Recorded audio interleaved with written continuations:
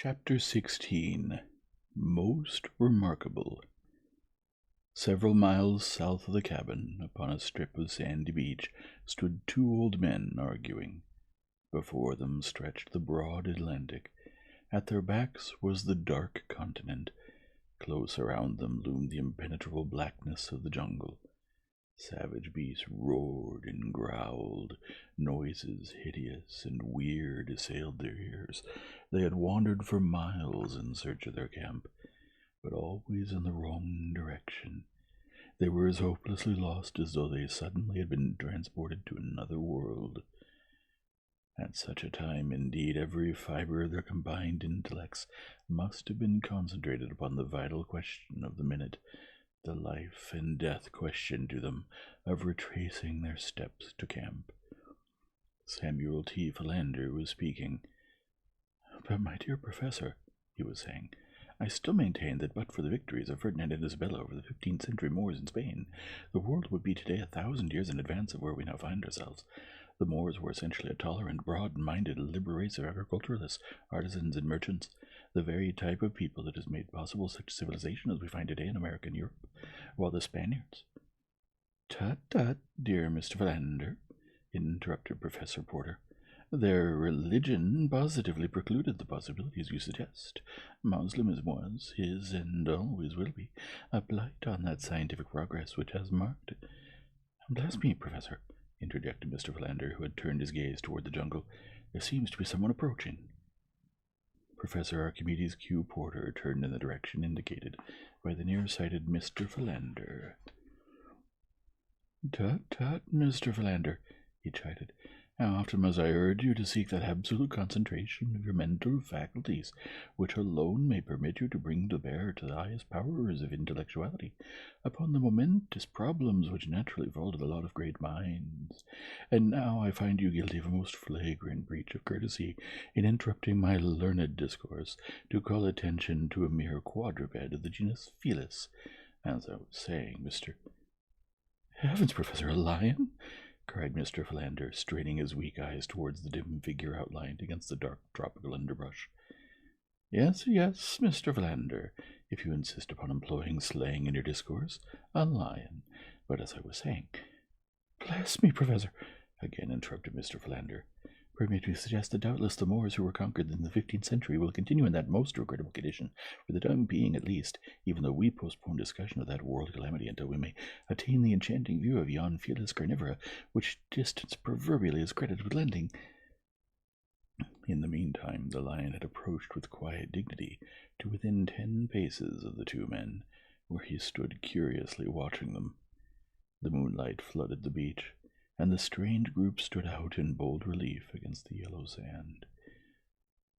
"Most reprehensible, most reprehensible!" exclaimed Professor Porter, with a faint trace of irritation in his voice. "Never, Mr. Philander, never before in my life have I known one of these animals to be permitted to roam at large from its cage. I shall most certainly report this outrageous breach of ethics to the directors of the adjacent zoological garden." "Quite right, Professor," agreed Mr. Philander, "and the sooner it's done the better. Let us start now." Seizing the Professor by the arm, Mr. Philander set off in the direction that would put the greatest distance between themselves and the lion. They had proceeded but a short distance when a backward glance revealed to the horrified gaze of Mr. Philander that the lion was following them. He tightened his grip upon the protesting Professor and increased his speed. "As I was saying, Mr. Philander," repeated Professor Porter. Mr. Philander took another hasty glance rearward. The lion also had quickened his gait, and was doggedly maintaining an unvarying distance between them. "He is following us," gasped Mr. Philander, breaking into a run. "Tut, tut, Mr. Philander," remonstrated the Professor. "This unseemly haste is most unbecoming to men of letters. What will our friends think of us who may chance to be upon the street, and witness our frivolous antics? Pray let us proceed with more decorum." Mr. Philander stole another observation astern. The lion was bounding along in easy leaps, scarce 5 paces behind. Mr. Philander dropped the Professor's arm and broke into a mad orgy of speed that would have done credit to any varsity track team. "As I was saying, Mr. Philander," screamed Professor Porter, as, metaphorically speaking, he himself threw her in too high. He, too, had caught a fleeting backward glimpse of cruel yellow eyes and half-open mouth within startling proximity of his person. With streaming coat-tails and shiny silk hat, Professor Archimedes Q. Porter fled through the moonlight close upon the heels of Mr. Samuel T. Philander. Before them, a point of the jungle ran out toward a narrow promontory, and it was for the heaven of the trees he saw there that Mr. Samuel T. Philander directed his prodigious leaps and bounds, while from the shadows of this same spot peered two keen eyes in interested appreciation of the race. It was Tarzan of the Apes who watched, with face a-grin, this odd game of follow the leader. He knew the two men were safe enough from attack, in so far as the lion was concerned. The very fact that Numa had foregone such easy prey at all convinced the wise forest craft of Tarzan that Numa's belly was already full. The lion might stalk them until hungry again, but the chances were that if not angered, he would soon tire of the sport and slink away to his jungle lair. Really, the one great danger was that one of the men might stumble and fall, and then the yellow devil would be upon him in a moment, and the joy of the kill would be too great a temptation to withstand. So Tarzan swung quickly to a lower limb in line with the approaching fugitives, and as Mr. Samuel T. Philander came panting and blowing beneath him, already too spent to struggle up to the safety of the limb, Tarzan reached down and, grasping him by the collar of his coat, yanked him to the limb by his side. Another moment brought the professor within the sphere of the friendly grip, and he too was drawn upward to safety, just as the baffled Numa, with a roar, leaped to recover his vanishing quarry. For a moment the two men clung panting to the great branch, while Tarzan squatted with his back to the stem of the tree, watching them with mingled curiosity and amusement. It was the professor who first broke the silence. "I am deeply pained, Mr. Philander, that you should have evinced such a paucity of manly courage in the presence of one of the lower orders, and by your crass timidity have caused me to exert myself to such an unaccustomed degree in order that I might resume my discourse. As I was saying, Mr. Philander, when you interrupted me, the Moors—" "Professor Archimedes Q. Porter," broke in Mr. Philander in icy tones, "the time has arrived when patience becomes a crime, and mayhem appears garbed in the mantle of virtue. You have accused me of cowardice. You have insinuated that you ran only to overtake me, not to escape the clutches of the lion. Have a care, Professor Archimedes Q. Porter. I am a desperate man. Go to my long-suffering patience. The worm will turn." "Tut-tut, Mr. Philander, tut-tut," cautioned Professor Porter. "You forget yourself." "I forget nothing as of yet, Professor Archimedes Q. Porter. But believe me, sir, I am tottering on the verge of forgetfulness as to your exalted position in the world of science and your gray hairs." The professor sat in silence for a few minutes, and the darkness hid the grim smile that wreathed his wrinkled countenance. Presently he spoke. "Look here, Skinny Philander," he said in belligerent tones. "If you are looking for a scrap, peel off your coat and come on down on the ground, and I'll punch your head just as I did 60 years ago in the alley back at Porky Evans' barn." "Ark!" gasped the astonished Mr. Philander. "Lordy, how good that sounds! When you're human, Ark, I love you, but somehow it seems as though you had forgotten how to be human for the last 20 years. The professor reached out a thin, trembling old hand through the darkness until it found his old friend's shoulder. "Forgive me, Skinny," he said softly. "It hasn't been quite 20 years, and God alone knows how hard I've tried to be human for Jane's sake, and yours too, since he took my other Jane away." Another old hand stole up from Mr. Philander's side to clasp the one that lay upon his shoulder, and no other message could better have translated the one heart to the other. They did not speak for some minutes. The lion below them paced nervously back and forth. The third figure in the tree was hidden by the dense shadows near the stem.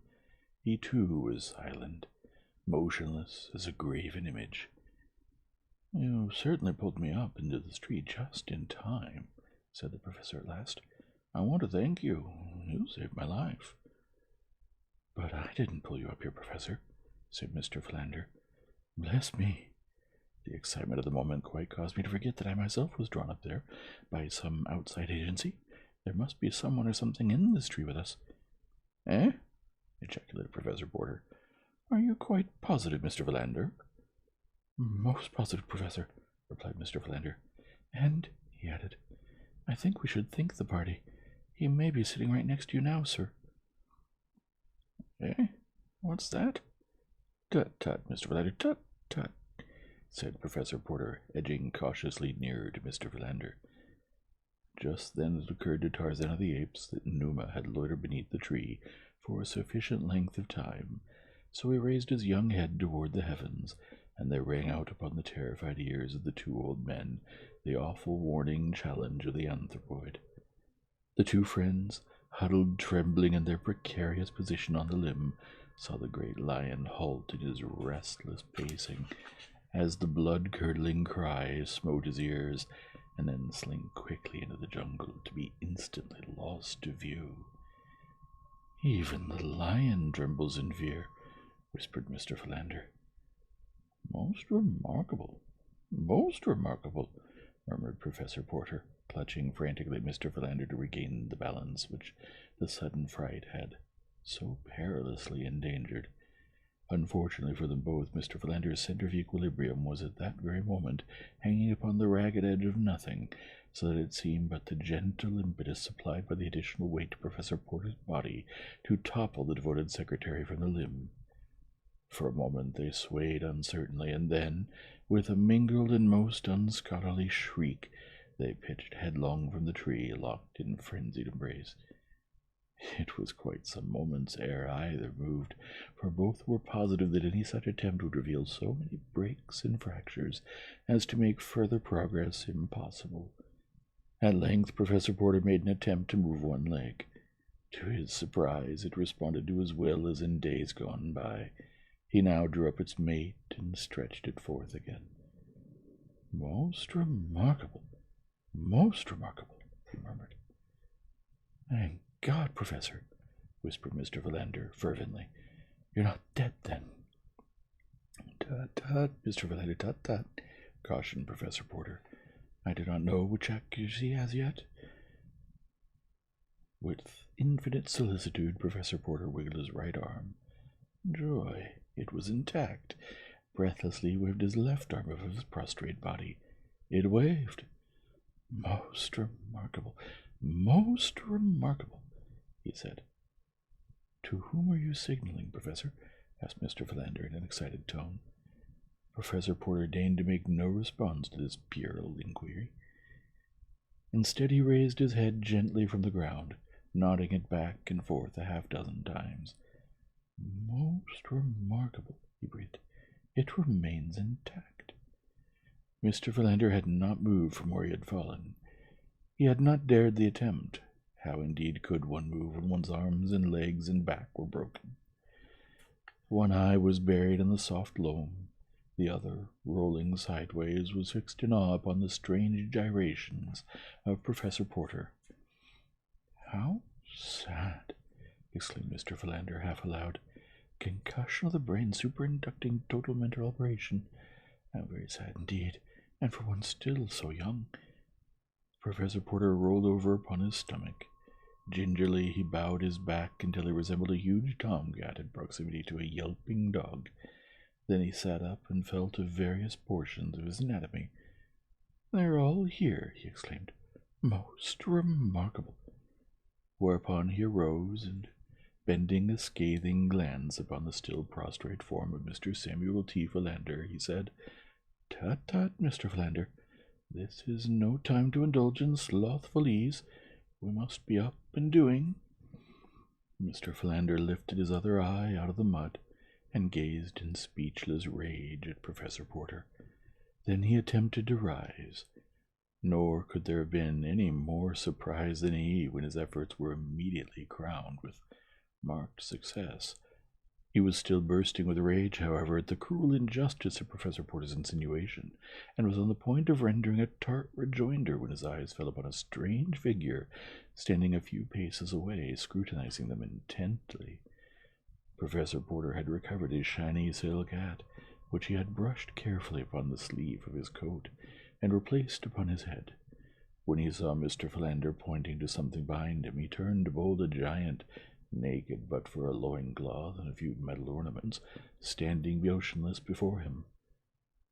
"Good evening, sir," said the professor, lifting his hat. For reply, the giant motioned them to follow him, and set off up the beach in the direction from which they had recently come. "I think it the better part of discretion to follow him," said Mr. Philander. "Tut, tut, Mr. Philander," returned the professor. "A short time since you were advancing a most logical argument in substantiation of your theory that camp lay directly south of us. I was skeptical, but you finally convinced me, so now I am positive that toward the south we must travel to reach our friends. Therefore, I shall continue south." "But, Professor Porter, this man may know better than either of us. He seems to be indigenous to this part of the world. Let us at least follow him for a short distance." "Tut, tut, Mr. Philander," repeated the professor. "I am a difficult man to convince, but when once convinced, my decision is unalterable. I shall continue in the proper direction, if I have to circumambulate the continent of Africa to reach my destination."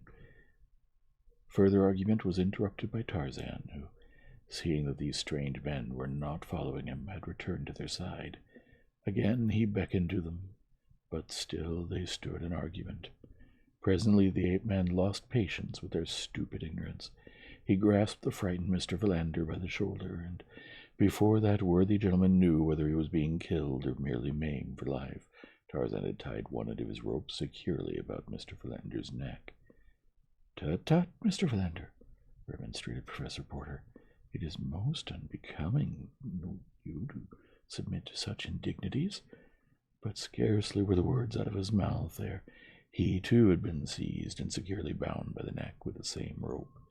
Then Tarzan sent off toward the north, leading the now thoroughly frightened professor and his secretary.